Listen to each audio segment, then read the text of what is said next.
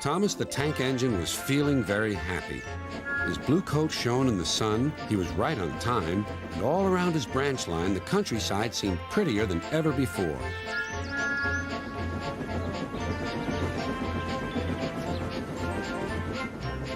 Beep, beep.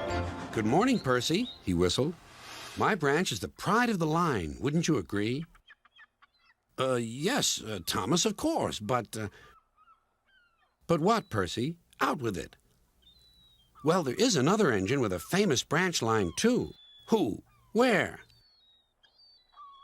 His name's Stepney. He's far away, but Sir Topham Hatt says he may visit us. When? Oh, someday. And Percy hurried away. Meanwhile, Stepney was puffing steadily along his line.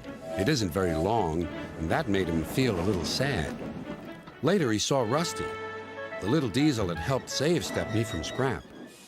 Everyone's been so kind. But my railway is so short, and I do miss a good long run. I think you should tell Driver, too, replied Rusty. I'm sure he'll understand.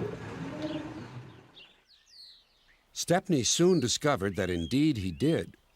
Do you know, Stepney, I feel just the same way. That evening he had exciting news. Guess what, Stepney? Sir Topham Hatt has invited us to visit the other engines on his railway. Manager agreed. It'll be a really long run to get there. Oh, thank you, sighed Stepney. They set off next morning. By now, all the other engines were talking about Stepney. He runs a famous branch line. Did you know that? Said Percy. Thomas was feeling a little jealous. Huh. It may be famous, but my branch is the first on the line. Everyone knows that, too. And he huffed away to fetch his coaches.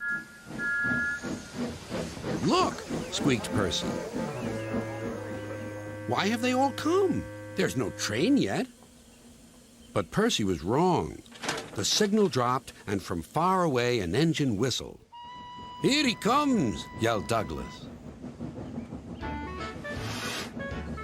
Stepney puffed proudly through the junction.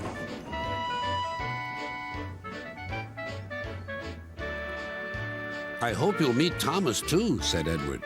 You both have branch lines to be proud of. Then Stepney set off to help Duck shunt coaches in the yards, and they worked happily together all afternoon. At last, Thomas arrived. Sorry, can't talk.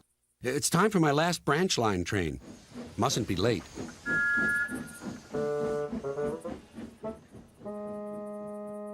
He was hardly out of sight when the engines heard shouting at the station.